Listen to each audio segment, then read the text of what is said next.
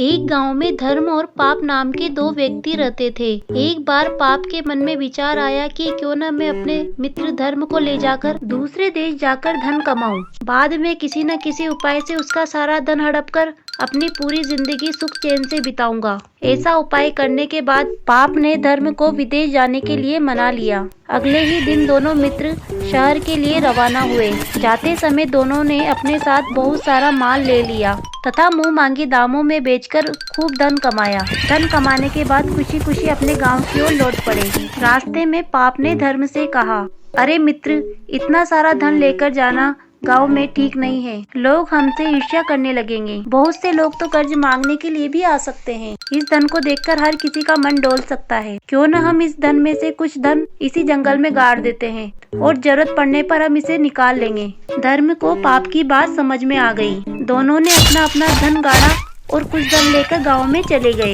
कुछ दिन बाद पाप मौका पाकर उसी जंगल में पहुंचा और गड़े हुए धन को निकाल कर के वापस अपने गांव आ गया। कुछ दिन बाद धर्म पाप के पास आता है और उससे बोलता है, मित्र, मुझे धन की आवश्यकता है, चलो हम उस धन को निकाल करके लाते हैं। पाप डरते डरते जंगल की ओर चले जाता है।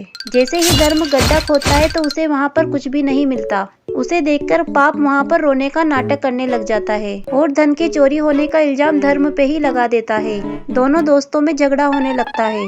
अंत में दोनों राजा के पास चले जाते हैं। उनकी बात सुन राजा अपने मंत्री से सत्य के बारे में जानने की बोलता है।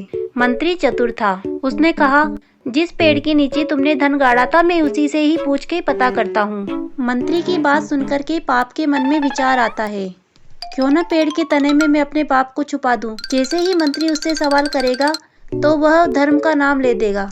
यह सोचकर वह अपने पिता को तने के अंदर बिठा देता है। अगली सुबह मंत्री पेड़ के पास जाकर पूछता है। पूछने पर पेड़ बोलता है कि पैसा धर्म ने ही लिया है। पेड़ की बात सुनकर धर्म ने मंत्री से कहा, नहीं नहीं महाराज, मैंने कुछ नहीं किया, पर मैं आपसे एक विनती करना चाहता हूँ महाराज। मंत्री ने कहा, ठीक है, क्या कहना चाहते हो तुम? महाराज, मुझे मेरा पैसा तो मिला नहीं, इसके अलावा इस पेड़ ने भी मुझे बदनाम कर ही दिया। राजा मुझे सजा दे, इससे पहले मैं कुछ कार्य करना चाहता हूँ।